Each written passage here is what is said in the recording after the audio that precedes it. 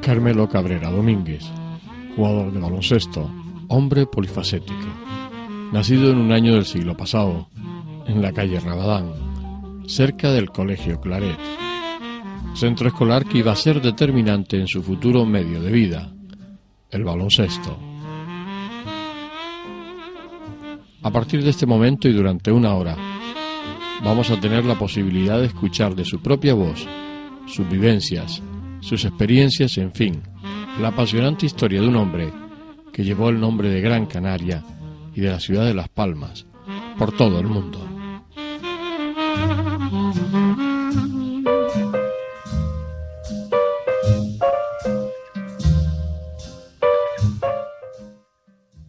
Carmelo, ¿cómo fue tu infancia?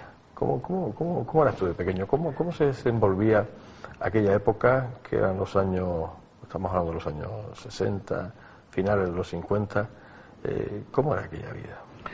Pues yo tengo un recuerdo muy gratificante, ¿no? Porque era una infancia muy tranquila, donde no habían todas esas maquinitas que hay hoy en día, sino que tenías que usar bastante el ingenio, tu creatividad. Si querías hacer un juguete, pues te lo tenías que fabricar tú mismo. Sobre todo porque había mucha tranquilidad. En Las Palmas de los años 50 y 60 no había tanto tráfico. Yo tuve la suerte de nacer al lado del Colegio Claret, en la calle Rabadán, y tenía un patio magnífico. Y ahí pues empecé a desarrollarme, empecé a crecer, a practicar deporte. Primero fútbol, en ese campo de fútbol que había pequeño, que no tenía las medidas reglamentarias, y luego en el campo de baloncesto. Pero siempre bajo la vigilancia de mi madre, porque se asomaba a la azotea y siempre me podía observar, me podía vigilar, y sabía que estaba muy tranquilo y haciendo lo que más me gustaba, que era practicar deporte con todos mis amigos y compañeros del colegio. Los juegos, principalmente cuando tenías 6, 7, 8 años, eran siempre en el deporte. ¿O se les ocurría otra cosa en aquella época? Teníamos que usar esa... inventiva. Sí, esa imaginación, ¿no? Y yo siempre he dicho que cuando tienes un mínimo de inteligencia, pues tienes capacidad para inventar, ¿no? Capacidad para crear, para tener ese ingenio y poder hacer algún juguete pequeño. Yo recuerdo los primeros, era un equipo de chapas que tenían todos mis amigos, y además todos representativos de todos los equipos de fútbol: el Atlético Bilbao, el Barcelona, el Real Madrid, la Unión Deportiva Las Palmas, porque estaba en esa época, era de los mejores equipos. Y luego también pues la clásica patineta, un carretón, una pelota de trapos hechas de calcetines viejos para jugar al pelotazo, jugar al escondite, jugar y hacer deporte y jugar con niños de tu propia edad, sobre todo desarrollándote en ese tipo de actividades. Creo que fue muy bonita, una infancia muy bonita, muy tranquila, y donde empezabas a tener esa creatividad, porque no te daban las cosas hechas hoy en día como a los niños. Tanto ordenador, maquinita, la PlayStation, todas las maquinitas estas electrónicas con los ordenadores y los juegos de Flippy. Yo creo que era diferente, pero muy bonita. ¿Cómo eran las Navidades? ¿Cómo sentía un niño de aquella época las Navidades? Yo recuerdo también una gran ilusión por las fiestas navideñas, sobre todo cuando vives en un entorno muy cristiano, muy católico. Primero con el Belén, afortunadamente con las vacaciones de Navidad, y luego con el Día de Reyes. Y para mí siempre ha sido las Navidades algo muy significativo, y fundamentalmente el Día de Reyes. Yo nací un Día de Reyes, y para mí era una fiesta doble, primero por mi cumpleaños, y segundo porque siempre venían sus majestades a dejarnos ahí pues un detalle, unos juguetes. La verdad que tampoco había mucha abundancia en esa época, no solo por parte de mi familia, sino de todos los compañeros, porque no habían tampoco esas posibilidades que hay hoy en día. O sea que no era tampoco el cuarto lleno de juguetes. No, pero también yo creo que es positivo esa enseñanza, ese mensaje, porque no te da esa sensación de derroche, de despilfarro, de dilapidar y de no hacer valer las cosas como tienen que ser, ¿no? Los juguetes hoy en día a los niños se los dan de forma indiscriminada. Aquellos eran juguetes con cuentagotas y te tenía que durar prácticamente hasta los siguientes reyes. Que eso era difícil, porque era un juguete en el que prácticamente te duraba pues una semana para que pudieses comprar otro, pero cuando no habían posibilidades tenías que ingeniártelas de alguna manera para que pudieses compartir con otros compañeros. Yo recuerdo que de pequeño no tenía bicicleta, pero sí que tenía muchos tebeos, muchos cuentos, muchos cromos, muchas estampas, y eso lo podíamos intercambiar. Era como el auténtico trueque. Déjame tú la bicicleta y tú te sientas aquí a leer El Capitán Trueno, Goliat, aquellos tebeos fantásticos, ¿no?, de la época. Luego apareció ya más tarde el Mortadelo y Filemón, etcétera. Pero era muy bonito el poder tener ese compañerismo con los vecinos, el estar jugando en la calle, porque el tráfico así te lo permitía. Pasaba cada 10 minutos o cada 15 minutos un coche. Eso es impensable hoy, no se puede salir ni a la calle prácticamente. Pero de la infancia yo tengo unos recuerdos muy, muy bonitos, aparte de estar ahí, tanto con mi familia como con todos los compañeros del colegio, puesto que yo no tenía ni que desplazarme al tener casi dentro de mi casa el propio colegio. ¿Cómo veía un niño de 8 o 9 años en la ciudad de Las Palmas en aquella época? ¿Cómo la veía? Yo la verdad es que tampoco me desplazaba por todos los barrios, ¿no? Sí, porque eso de ir al campo, bueno, al campo, a lo mejor ir a las canteras era como media excursión, ¿no? Bueno, yo recuerdo a mis tíos vivían en la calzada de Antafira y era una auténtica excursión. Ya no te digo al aeropuerto si tenías que ir por Telde. Y tengo que confesar, o a Maspalomas, que hasta los 15 años no fui. Había ido a la playa del Inglés con una excursión del colegio y eso era una auténtica excursión. Eran 14 o 15 guaguas y yo creo que teníamos que tardar horas en llegar y horas en volver. Lo menos que estábamos en la playa, ¿no? Porque se nos pasaba el día con esas carreteras que habían antes, tanto la ida como la vuelta. Pero Las Palmas para un niño de 8 o 9 años yo creo que tampoco tengo esa conciencia, independientemente de la playa de las Alcarabaneras, que era donde solíamos ir, y cuando la playa no la habían acortado, pues era una ciudad muy tranquila, con muy poco tráfico y sobre todo con mucha seguridad, donde podías dejar todavía el aldaba, el gancho en la puerta entornada, semiabierta, porque podías entrar y salir muchísimas veces de tu casa o ir a casa de los vecinos. Hoy en día también eso es impensable con el tema de la seguridad, el tema de la limpieza, y donde también se vivía no tenías mucho poder adquisitivo, pero de una forma muy tranquila. Y eso fue lo mejor que tengo y el mejor recuerdo de esos años, con 8 o 10 años. Llega el momento del colegio, llega el momento de que el colegio Clarés, bueno, pues lo tenías al lado, era lógicamente tu colegio. Es decir, yo me imagino que no te iban a poner en otro, sino el que estaba al lado de tu casa, ¿no? Por supuesto, y aparte... Por la cercanía, ¿no? Claro, y aparte con los curas del colegio pues teníamos... Buena relación de vecinos, ¿no? Muy buena, muy buena. Tanto es así que yo tenía hasta una llave del patio del colegio, para cuando estuviese cerrado poder ir a practicar deporte. Era como mi propio gimnasio. Y eso fue una gran ventaja, porque tenía también luego la llave de los balones y podíamos ir allí siempre con muchísimo esmero, muchísimo cuidado y muchísimo respeto a todos los vecinos que estaban ahí, que pues sus paredes y la de las habitaciones y los dormitorios daban al patio. Y cuando le dabas el balón en la pared, pues algún vecino salía a la azotea y decía, vea que estamos durmiendo la siesta. Claro, pues había que tener mucho respeto.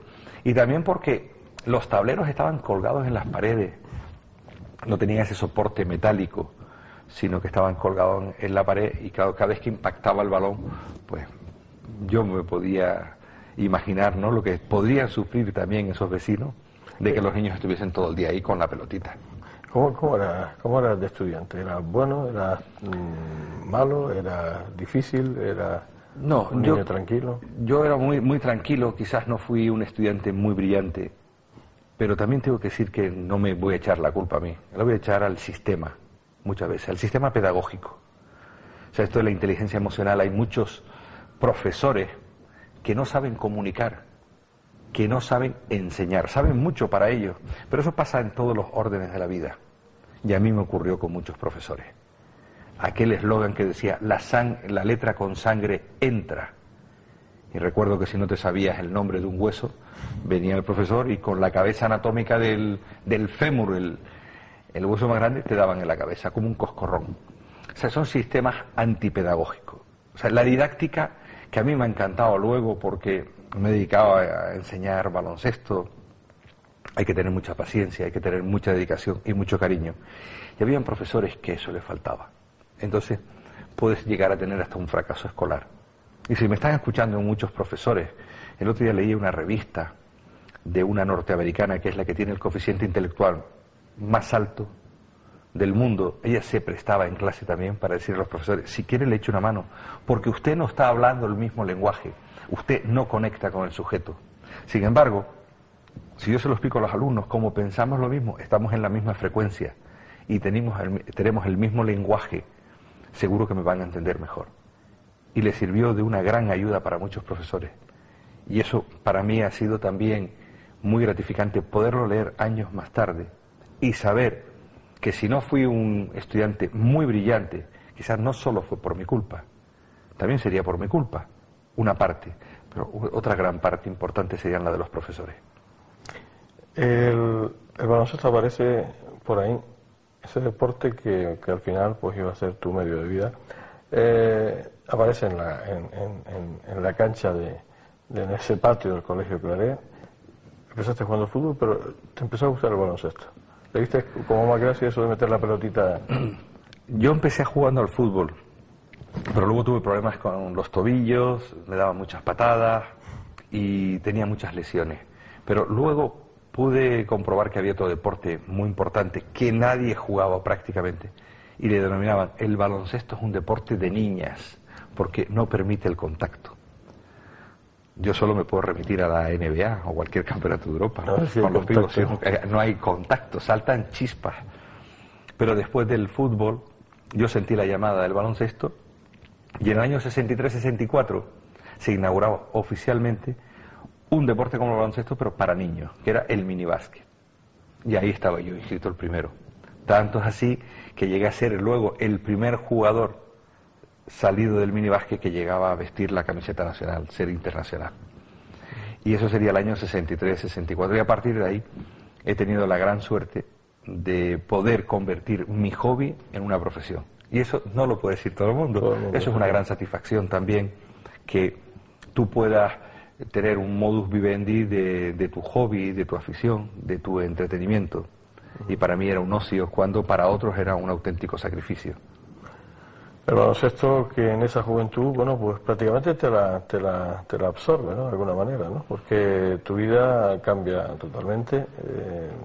A los 18 años te vas a Madrid, fichado por un equipo, el máximo equipo que había dentro del baloncesto nacional, el Real Madrid, y ahí cambia tu vida bastante, ¿no?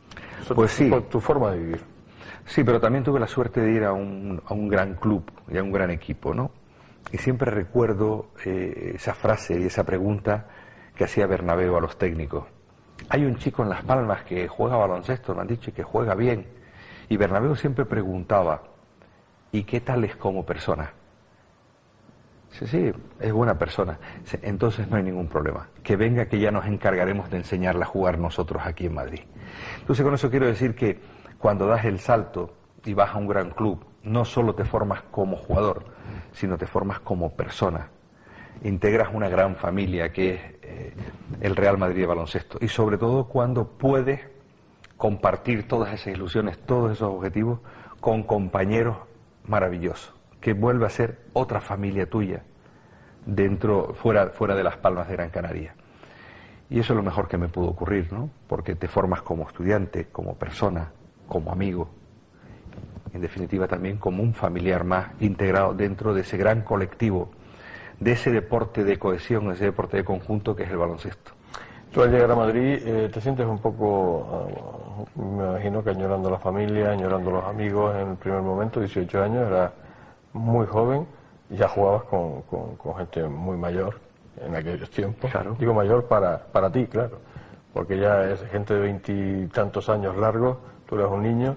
Eso te costó un poco esa adaptación, ¿no? El acordarte de tu familia, tus amigos, tu ambiente, tu clima, tu playa, tu sol, todo eso. Todo.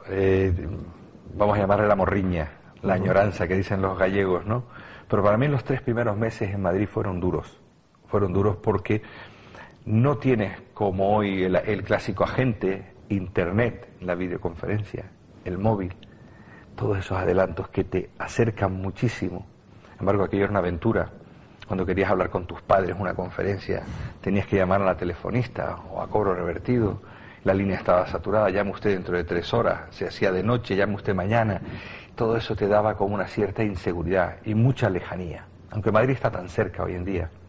Pero sin embargo, el simple hecho de irse hoy jugadores canarios, como el caso de Sergio Rodríguez, a la NBA, está mucho más cerca, porque llamas todos los días, tienes un contacto con tu familia. Sin embargo, a mí no me ocurrió. Y fue un cambio también bastante brusco de entrenar y jugar a baloncesto como un auténtico hobby, a hacerlo de una forma profesional, con una serie de objetivos. Y unos objetivos además muy altos. No solo era participar, jugar o ganar, no. El compromiso era quedar campeón de liga, quedar campeón de Europa, quedar campeón del mundo. Claro, el listón era tan alto que yo no tenía la experiencia internacional absoluta. Sí había participado en un campeonato de Europa Junior, pero las diferencias eran abismales, sobre todo con esos grandes monstruos como era Emiliano, Luik, Bravender, mejores jugadores de Europa, campeones de Europa, y que años atrás, 2 o 3 años, eran mis auténticos ídolos, y que cuando tenía alguna posibilidad los podía observar, los podía ver y los podía seguir a través de la pequeña pantalla. Cuando televisión, algunos días nos podía ofrecer esos partidos de baloncesto, yo siempre estaba sentado e intentando luego imaginar y soñar que algún día podía jugar en el Real Madrid. Y casualmente, pues, 3 años más tarde estaba ahí sentado en el vestuario mirando para Sevillano, para Emiliano, para Luik, y donde no daba prácticamente crédito a lo que me estaba ocurriendo. En Madrid se desarrolla tu juventud. ¿Sigues estudiando o el baloncesto no te dejaba mucho tiempo para...? No, además era una obligación por parte de la disciplina deportiva del Madrid, que no solo era formarte como persona, sino formarte para el futuro y usar el deporte como trampolín para el día de mañana. Y eso fue lo que ocurrió. Ocurrió que seguí estudiando, terminé mis estudios, y eso fue lo más importante también, porque el baloncesto o el deporte puede ser efímero, puedes tener una lesión, puedes durar 3 años, 4. Yo afortunadamente, y tuve la suerte de jugar 20 temporadas ininterrumpidas, pero hay muchos que no, hay muchos que olvidan los estudios. Para mí es primordial, es importantísimo, es fundamental, y no puedes dejar de formarte porque estés haciendo un deporte. Yo sé que cada día es más difícil porque está más profesionalizado, pero la formación del individuo, del sujeto, es importantísimo. No solo te tienes que formar como deportista y formar el cuerpo, también hay que formar la mente, y hay que desarrollarla y hay que estudiar, porque el día de mañana viene muy rápido, y lo digo sobre todo para los niños también que están haciendo deporte, que es tan importante o mucho más importante los estudios que el deporte. Empiezas a jugar, empiezas a sentir... ¿Cómo te divertías tú en aquella época en Madrid? ¿Tenías tus bailes, tenías tus historias? Pues poco, porque entrenábamos mucho, la verdad, y terminabas tan rendido. Yo recuerdo la época en Junior, que fue cuando llegué con 18 años, que entrenaba con los juniors, entrenaba con el primer equipo, iba al gimnasio, tenía que estudiar. Y es que a las 10 de la noche yo, que no tenía medio de transporte privado, sino el público, con la bolsa ahí cargando de un sitio para otro, haciendo transbordos, cogiendo una guagua y otra guagua y el metro y un tranvía, llegaba derrotado, llegaba agotado a casa y no tenía tiempo para salir. Y aparte es que estabas tan involucrado, tan metido y tan comprometido con el baloncesto y con el equipo, que siempre estaba entrenando, y si algún día nos daban una tarde libre y nos iban al cine, parecía que nos habían dado una semana, porque entrenabas con tantos entrenamientos durante todo el día y durante todas las semanas, y luego viajes, que no te daba tiempo pues ni para ir a bailar. Ahorrador de electricidad Staminar. Tras muchos años de implantación en Canarias, les ofrecemos la posibilidad de ahorrar de un 10 hasta un 35% del consumo de su factura de electricidad. Tenemos un ahorrador que se adapta a sus necesidades, sea cual sea su tipo de negocio o industria. Muchos ahorradores puede encontrar en el mercado, pero solo Staminar ha demostrado su eficacia. No deje que los gastos abusivos de electricidad afecte su economía de negocio. Pídanos presupuesto sin compromiso al 921-481-249. Ahorrador de energía Staminar, la solución a sus problemas de exceso de consumo. Ahorre de un 10 hasta un 35% de su factura de electricidad.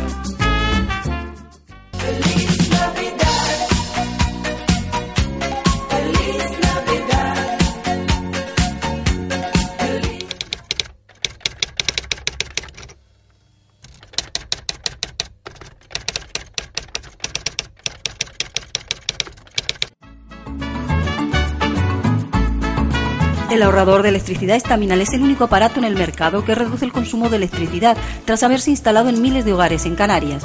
No deje que su factura de electricidad afecte su economía familiar. El ahorrador Staminar le garantiza una reducción de un 10 hasta un 35% de su recibo de luz. Staminar no necesita ninguna instalación especial, es autoinstalable y no consume electricidad. Diga basta al excesivo consumo de electricidad y llámenos al 928-481-249. Reduzca hasta un 35% de su factura de electricidad. Staminar, su seguro de ahorro.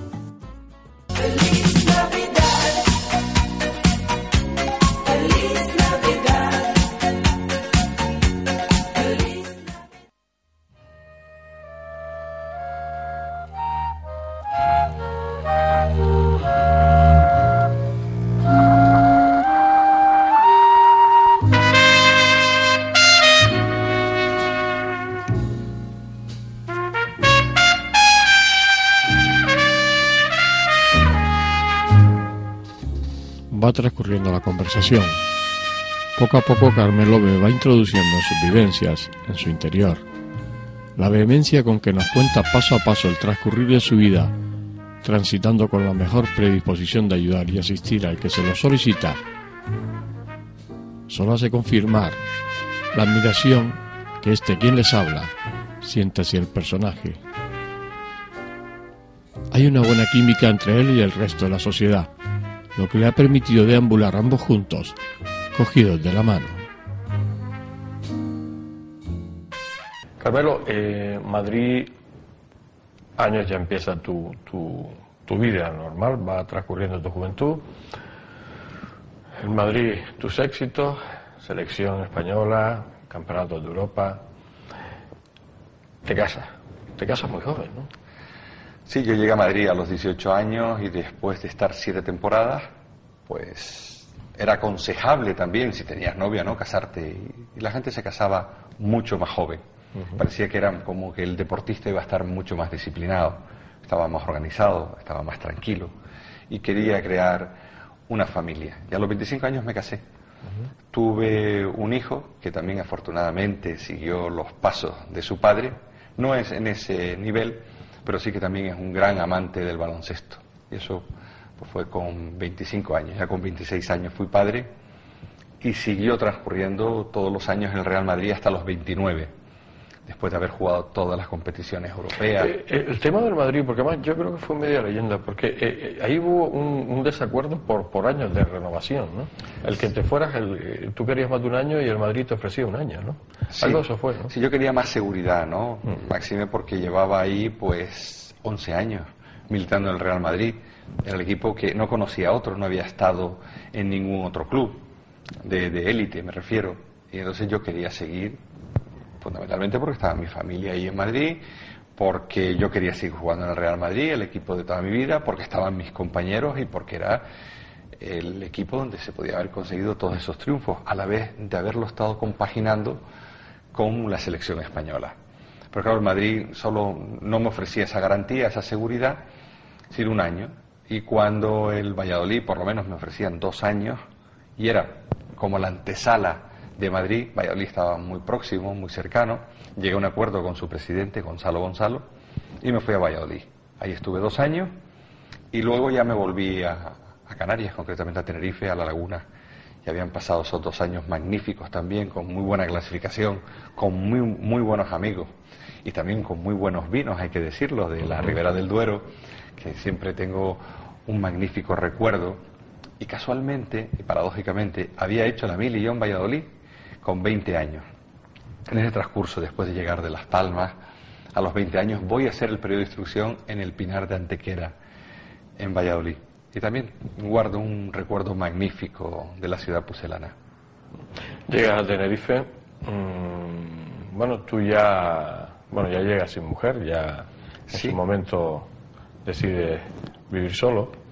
Y llegas a Tenerife y hay un equipo de baloncesto ahí que está militando en la División de Honor, y ahí sigues jugando pues unos cuantos años, ¿no? Pues sí, 7 años concretamente. Ahí tuvimos un altibajo alguno, porque descendimos a lo que era la primera vez. Pero llegamos a formar también un bloque muy sólido. Y parecía que era como la sucursal, en parte, de Real Madrid.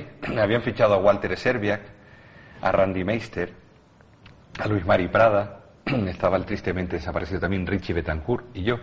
5 jugadores que habíamos militado. Entonces fue una experiencia también muy bonita, porque hicimos muy buenas campañas.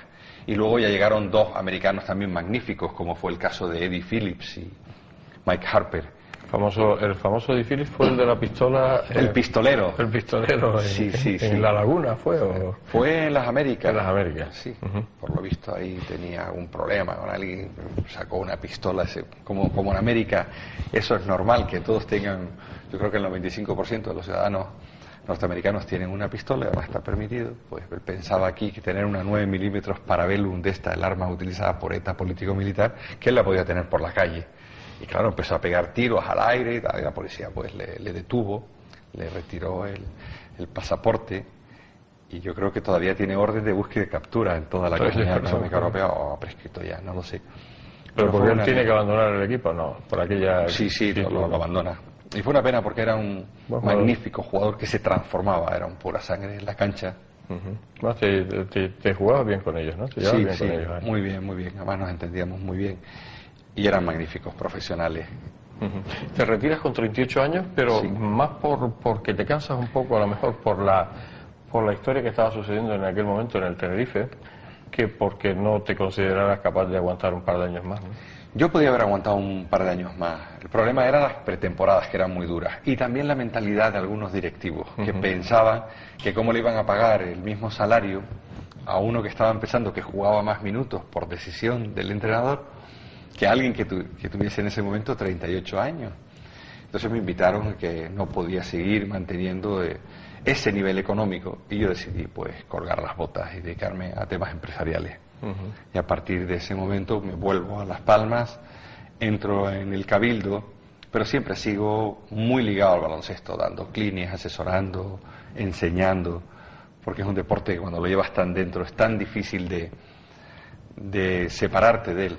Por eso estoy un poco en contra cuando alguien dice, ya eres exjugador de baloncesto. Digo, no, yo siempre he sido jugador. Lo que pasa es que no soy jugador en activo, pero todavía sigo jugando unas pachangas por ahí, sigo con la Asociación de Veteranos del Real Madrid. Y eso lo quiero comparar un poco como los toreros. Los toreros cuando se retiran no son ex-toreros, son toreros hasta que se mueren. Claro. Y a mí me gustaría también que con los jugadores y con los deportistas siempre seguirán siendo jugadores de baloncesto, que no practican o que no militan en un equipo o que no están de forma activa, pero sí que siguen jugando. Es impensable para mí separarme del baloncesto. Sigo haciendo mis pinitos, voy a jugar o con mi hijo, con mi sobrino, con mis amigos o con los ex compañeros. Eso sí podemos decir ex compañeros que siguen siendo jugadores de baloncesto. El tema del Gran Canaria, del equipo de Las Palmas, que ya en el 84 sube a la ACB, ¿alguna vez hubo contactos? ¿Alguna vez intentó Porque bueno, después hubo también mucha leyenda acerca de eso, acerca de que Carmelo Cabrera no quiso fichar en el Gran Canaria y bueno, parece que las versiones no son las mismas, ¿no? No, a mí, por lo que se ofrecía, ¿no? Carmelo Cabrera. A mí me hubiese encantado jugar aquí unos años, ¿no? Y haberme retirado y haber colgado las botas, ¿no? Pero eso no fue posible. Lo que pasa es que luego desmintieron por parte de algunos directivos que eso no fue cierto. Pero esa fue la realidad, que yo estaba muy ilusionado, pero les parecía a lo mejor que eran un poco desorbitadas mis pretensiones económicas, que era lo que me estaban ofreciendo en Tenerife, y era el equipo donde estaba jugando. Y no llegamos a un acuerdo, que fue una auténtica pena, una auténtica lástima, que no pudiese colgar las botas en el mismo sitio donde yo empecé a debutar y a jugar en la misma cancha, porque no hay que olvidar que el Gran Canaria es el antiguo Claret con sus propios estatutos, y hubiese sido muy bonito y precioso el hecho de haber participado en un equipo y haber contribuido a que se fortaleciese, aunque hoy en día gozan de muy buena salud deportiva, de que están haciendo extraordinarias temporadas y que nadie es imprescindible ni nadie es irrepetible en ningún equipo. Sin embargo, nunca el Gran Canaria ha intentado buscar a Carmelo Cabrera, bueno, pues esas experiencias, esa veteranía, de relacionarlo nunca con el club, ¿no? Ellos tienen su política deportiva y tienen pues sus profesionales y su gente, ¿no? Y por lo visto pues no han querido contar con, digamos, con mi experiencia deportiva en el baloncesto, ¿no? Pero a ellos les ha ido bien con ese sistema y siguen con ese sistema, lo cual hay que aceptarlo. A mí me hubiese gustado participar, ¿no?, en cualquier proyecto deportivo de mi ciudad y de mi isla, porque soy canario, soy gran canario, nací en Las Palmas de Gran Canaria y fue la ciudad que me vio nacer en el deporte y a la que pude pasear con muchísimo orgullo por todo el mundo. Yo me consideraba como el embajador del baloncesto, ¿no?, en todo el mundo cuando estaba en el Real Madrid, porque tenía la suerte y en la selección española de que siempre un gran canario estuviese defendiendo los colores tanto del Madrid como de la selección, y un gran canario de Las Palmas de Gran Canaria que estuviese en cualquier sitio del mundo, en China, en Rusia, en América o en cualquier sitio, y eso lo llevé con muchísimo orgullo. Toda esa vida en el baloncesto, todos esos viajes, todas esas vivencias, no, me imagino que no lo cambiarías por nada, ¿no? No, siempre a lo mejor por una vida tranquila aquí en Las Palmas, tu vida fuera del baloncesto, haciendo una vida tranquila y normal. No, tenía mucha chispa, tenía un muy buen sabor. Si yo, la pregunta esa que te hacen, ¿y si volvieses a nacer, qué volverías a hacer, no? Si tuviese esa posibilidad, jugador de baloncesto otra vez. No lo cambiaría por nada del mundo. Eso me ha dado muchísimas satisfacciones, me ha dado muchísima cultura, muchísimos amigos, muchísimo conocimiento, experiencia y sobre todo saber vivir en grupo, el conocer una auténtica familia, además de las grandes alegrías de los triunfos, algún fracaso que otro también, pero eso te aprende a ser mucho más fuerte, a saber levantarte y a saber afrontar esa nueva victoria que viene con el resto de tus compañeros, luchar por un mismo objetivo, tener la misma meta. Y eso solo lo puedes conseguir con un deporte tan bonito como el baloncesto, un deporte de conjunto, de bloque, de asociación, de equipo. Y ese equipo es lo que me quedo al final de toda esa reflexión, porque no fue algo circunstancial, algo pasajero, no. Seguimos teniendo el mismo equipo 40 años más tarde, donde nos reunimos todas las semanas, aunque yo no tengo esa posibilidad por la separación geográfica, ¿no?, y la distancia que hay con Madrid, pero sí que a todos los eventos internacionales y a casi todos los partidos. La semana pasada concretamente estuve en el 25 aniversario de la ACB con todos mis compañeros otra vez, que venía Walter Serbia de Estados Unidos, Wayne Bravender, Clifford Luick, Romay, Paniagua, Rullán, Luis Prada, todos, Vicente Ramos, Corbalán, no me puedo dejar a ninguno, porque todos fueron tan importantes y yo creo que todos nos ayudamos tanto como una auténtica familia. Dinero no se ganó mucho, ¿no? Tuvimos una compensación económica, eso es verdad. No las cantidades de hoy. No, eso son astronómicas. Yo creo que con lo que pudiese ganar en una sola temporada hubiese cubierto todas las 20 que yo jugué, ¿no? Fue una pena, pero yo me alegro por los que están ganando hoy tanto dinero, porque para que ellos estén disfrutando de esas condiciones económicas hoy en día, alguien tuvo que poner ese granito de arena, esa primera piedra, para que puedan ellos estar donde están. ¿Y dónde está el baloncesto nacional también? No es producto de la casualidad, es producto de una buena dirección, de unos buenos directivos, buenos entrenadores, de una buena materia prima, de un buen colectivo, pero también fundamentalmente de alguien que estuvo trabajando años atrás, todos mis compañeros, todos esos equipos, todas esas selecciones, para poder llegar a las cotas más altas del baloncesto mundial, como esa medalla de oro en Japón, o este reciente subcampeonato de segundo puesto en Madrid. Tenemos selección para años, tenemos otro magnífico bloque. Hay que han demostrado que parece que son unos amigos que se han reunido para jugar a baloncesto y donde dejan el lucimiento personal en beneficio de ese colectivo y de ese nombre y de ese equipo que es el equipo nacional. ¿Se arrepiente de algo que hizo en aquella época, en toda esa época del baloncesto, personal o deportivamente, o se quedó con algo por hacer?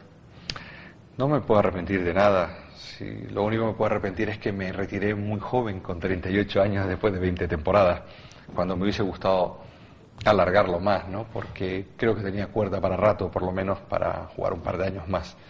Pero no me tengo que arrepentir de nada, porque todo fue, si hago un balance, todo fue positivo. Hubo alguna derrota, algún sinsabor, alguna amargura, pero el 90 y tantos largos % fue muy gratificante y ha compensado todo esa trayectoria. Volvería a estar otra vez en el deporte, volvería a estar de forma activa, pero nunca lo he dejado, porque en algunas ocasiones he ocupado un puesto directivo, de entrenador, de director de campus, de clínicas, o asesorando deportivamente, o compartiendo cualquier pachanga con niños, con niñas, o dedicándome al proselitismo deportivo, que hay que hacer deporte desde la infancia para poder construir el cuerpo y la mente. He estado muy ligado y creo que es fundamental, y que se le debería dar más importancia al deporte. No solo a los estudios, que antes decía que es primordial, pero hay que construir el cuerpo y la mente. Y sobre todo en edades de desarrollo, como en edades de infantiles, juveniles, es importante el deporte que sea, no solo el baloncesto, puede ser fútbol, natación, deportes al aire libre, deportes complementarios, deportes alternativos, deportes, que el que sea, pero hay que hacer un deporte. Al final regresa a Las Palmas, se dedica un poco a todo, ¿no? Sí, porque tiene sus iniciativas empresariales, iniciativas deportivas también, lógicamente, y empieza a hacer otro tipo de vida aquí. Pues sí, me he dedicado de una forma polivalente, ¿no? Y polifacético. Al llegar aquí a Las Palmas, lo primero que hago es ocupar un puesto de director general de instalaciones deportivas en el Cabildo. Luego también he dirigido escuelas de baloncesto en Galdar. He estado trabajando como delegado en una constructora. He hecho un sinfín de cosas, pero siempre por inquietudes, porque no me gusta estarme encasillado en un sitio y siempre hacer algo de forma sistemática. No, me gusta la creatividad, me gusta cambiar, no me gusta aburrirme, no soy una persona que se queda en un sitio solo. Me ha gustado mucho viajar también, lo he podido compaginar. También me he dedicado a la política en un momento determinado de mi vida, que también fue una experiencia muy positiva, quizás irrepetible, y me gustaba conocer la política desde dentro, porque siempre todos somos políticos, algunos son apartidistas, pero políticos, en definitiva, toda persona siempre se dedica a la política, consciente o inconscientemente, y eso me ha gustado muchísimo. Y ahora mismo pues tengo también unos proyectos nuevos para seguir desarrollando y seguir creando, y que la mente no pare, y seguir divirtiéndome, porque en definitiva lo que hay que hacer, hagas lo que hagas, hay que hacerlo con buen estado de ánimo, que te sirva de hobby, que te sirva de satisfacción, de distracción. Aunque dice la gente, es que yo tengo un trabajo que siempre es la misma rutina, por eso yo nunca he querido encasillarme en un tipo de trabajo, sino que sea de forma variada, y eso lo he podido conseguir, y para mí ha sido una auténtica suerte. Ahorrador de electricidad Stamina. Tras muchos años de implantación en Canarias, les ofrecemos la posibilidad de ahorrar de un 10 hasta un 35% del consumo de su factura de electricidad. Tenemos un ahorrador que se adapta a sus necesidades, sea cual sea su tipo de negocio o industria. Muchos ahorradores puede encontrar en el mercado, pero pero solo Staminal ha demostrado su eficacia. No deje que los gastos abusivos de electricidad afecten su economía de negocio. Pídanos presupuestos sin compromiso al 928-481-249. Ahorrador de energía Staminal, la solución a sus problemas de exceso de consumo. Ahorre de un 10 hasta un 35% de su factura de electricidad.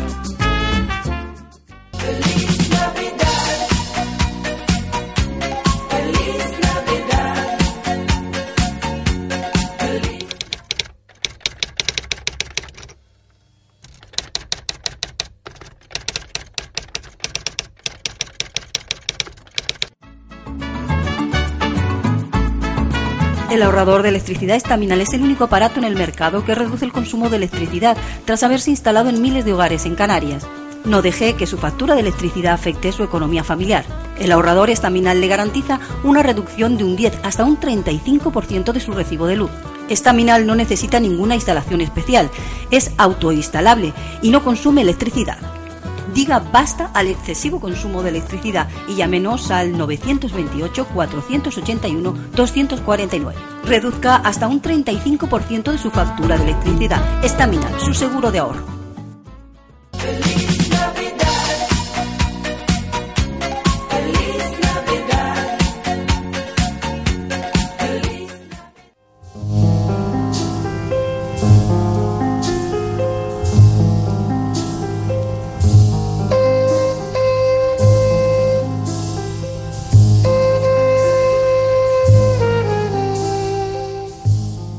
Recuerdo ver a Carmelo en mi juventud en la televisión, haciendo de verdadero mago con el balón, emocionándome con sus triunfos.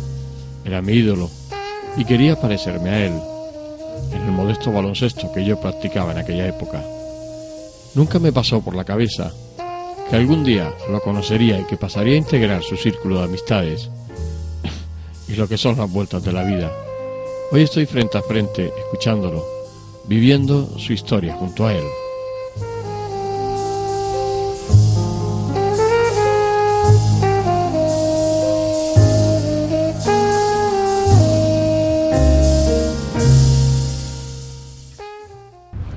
Carmelo, estamos en tu última época, la época de hoy, es una época en que, bueno, tú decías antes de esta pausa que hemos tenido, la política. ¿Qué piensas tú de la política? Porque estos últimos tiempos el ser político o el meterse en política no es bueno, porque tiene mala fama, pero a ti te da por entrar en la política, por implicarte en un proyecto. Y creo que has salido a la política, no lo sé, pero bueno, ¿qué impresión tienes de todo eso? Yo entré en la política porque fundamentalmente no me estaban gustando las cosas como se estaban haciendo, y cada uno tiene sus inquietudes, y eso es el eslogan que teníamos: no vale pasar de la política, hay que cambiarlo. Yo creo que la política es una actividad muy noble, que todo ser humano se debe dedicar a la política. Yo me he querido dedicar de forma activa, no he tenido la suerte de poder salir, pero sí que estoy en un momento ahora de stand-by, ¿no? Ni me he retirado de la política, ni pienso en este momento si voy a seguir o no. Porque me gustaría seguir algo que has empezado, tener la misma ilusión, con las mismas ganas que he empezado y como me había invitado mi partido. Pero tengo que tener esta etapa de reflexión para saber si realmente vale la pena seguir o en el partido o seguir en la política. Pero es algo que siempre de pequeño me había gustado. El tema de la política, el tema de estar ahí metido, de hacer cosas por mi ciudad, de hacer cosas por mi pueblo, de implicarme, involucrarme y de quitar un poco la fama esta de que todo el mundo está lleno de corrupción. No, hay muchas familias que a lo mejor hay una persona o hay algún familiar que ha tenido algún problema, no todos lo van a tener. Y en la política pasa lo mismo, que hay chorizos, lo hay en todos los sitios y en todos los partidos, pero no se puede juzgar ni valorar a todos con el mismo rasero, porque sería injusto.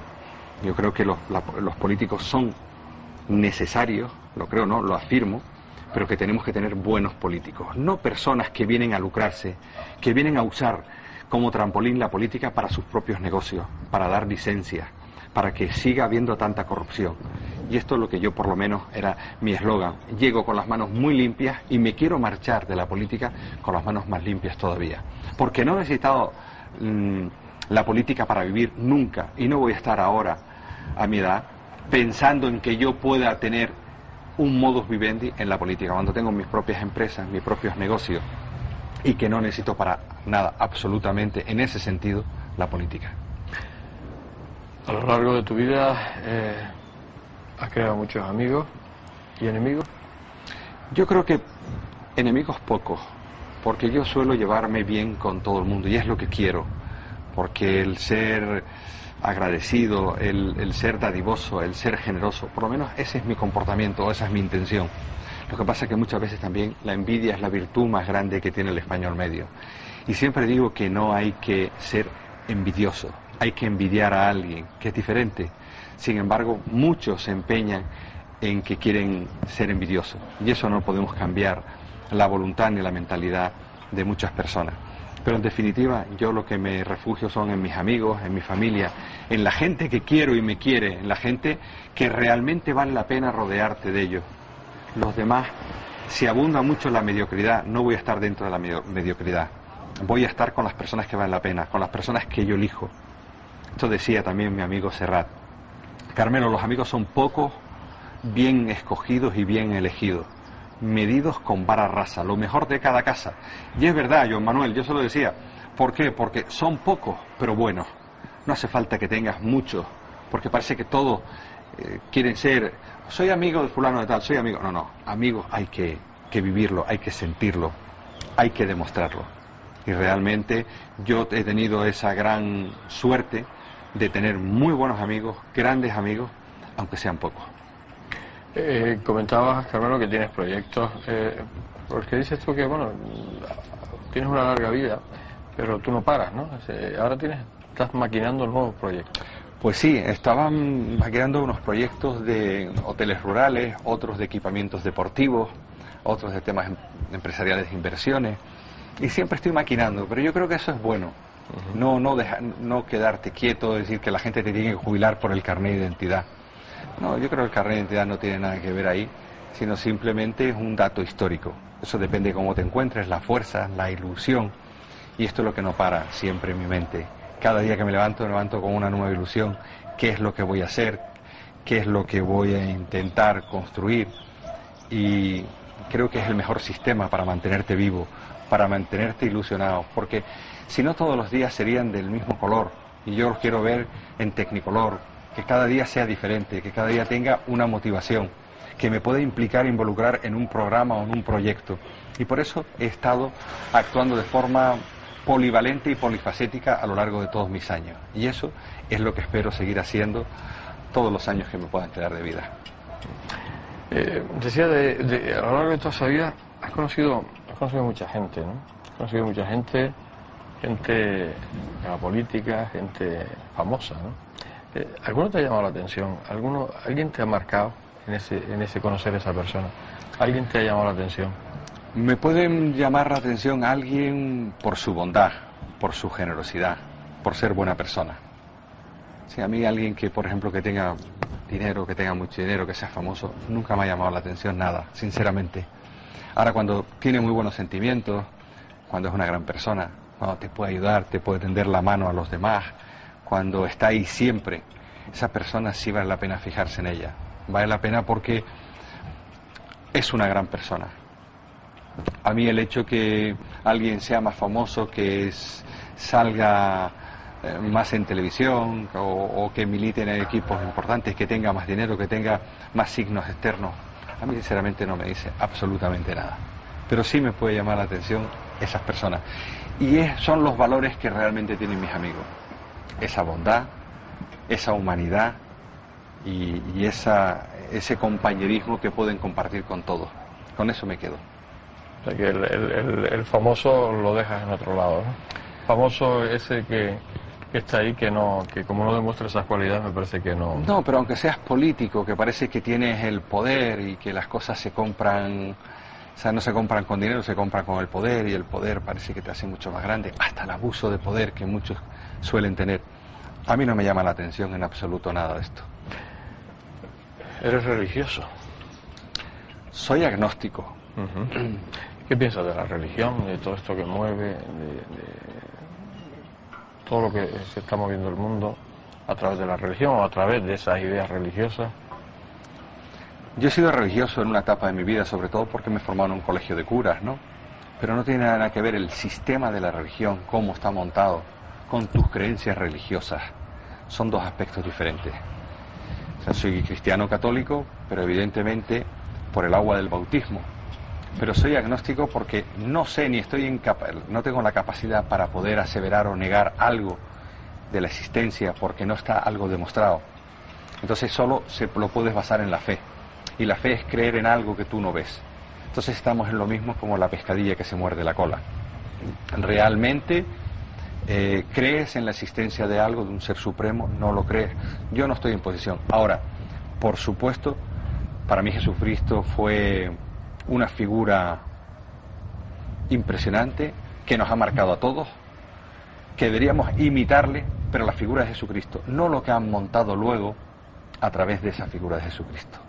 Entonces yo creo que hay un mercantilismo importante, como hay que pagar impuestos, hay que pagar las dádivas, hay que pagar los diezmos, hay que pagar todo a la iglesia, y yo creo que en eso es en lo que puedo estar en contra, en el sistema. Pero Jesucristo me pareció la persona más encantadora que podía haber conocido, si tenía que haber conocido a alguien. Aún dentro de mi agnosticismo, pero en la figura de Jesucristo tengo que reconocer que soy un gran admirador de él. Canarias significa mucho para ti, Gran Canaria. ¿Tú verías a Canarias algún día como un país, como se están escuchando a Cataluña, se está escuchando al País Vasco? No, yo quiero mucho a Canarias, primero porque yo me considero canario, español y ciudadano del mundo. Y yo Canarias no lo habría nunca como un país. En ese nacionalismo extremo que muchos quieren llevar, mi partido, que aunque tiene las siglas del CCN, es más un centro canario, con un nacionalismo moderado en el cual puede participar cualquier persona que tenga nuestras ideas y que defienda Canarias. No solo tienen que ser un coto cerrado para los que hemos nacido aquí o los que hayan nacido en Tafira o en Telde o tal. No. Si somos canarios, somos todos canarios, todos unidos y viéndolos desde el aire, sin techo a esas Islas Canarias, como una sola isla, como una sola provincia, como una sola región, evidentemente. Yo no estoy con provincialismo ni con el regionalismo que hay, que si una es mejor, otra peor. No, yo me siento canario muy identificado y encima tengo la suerte de vivir en el sitio que más me gusta del mundo, que es Las Palmas de Gran Canaria. ¿Cómo le gustaría a Carmelo Cabrera que fuera recordado a través de los tiempos? Pues simplemente si fue una buena persona, como una buena persona. Porque eso es lo que puede quedar en la memoria de todos. No que si fue un deportista, si hizo algo por Las Palmas, no. Como una buena persona. Como esa persona que intentó ayudar a todo el mundo, que venía a pedirle ayuda en un momento determinado, sea un consejo, sea tenderle la mano, sea escucharle, que es muy importante muchas veces. Con eso me conformaría. Y yo creo que eso ya sería más que suficiente. ¿Le queda algo por añadir a su vida? ¿Algo por...? Pues esos años venideros que vengan con mucha salud, que siga teniendo la misma fuerza, la misma energía y las mismas ganas con que he vivido estos años anteriores. Eso sería lo más importante. Y teniendo esa fortaleza física y mental es lo que más se le puede pedir a la vida. No hay otra cosa ni otra riqueza más importante que tener esa fortaleza y esa salud, tanto física como mental. Es lo único que le pido a la vida. Creo que a lo mejor le estoy pidiendo demasiado.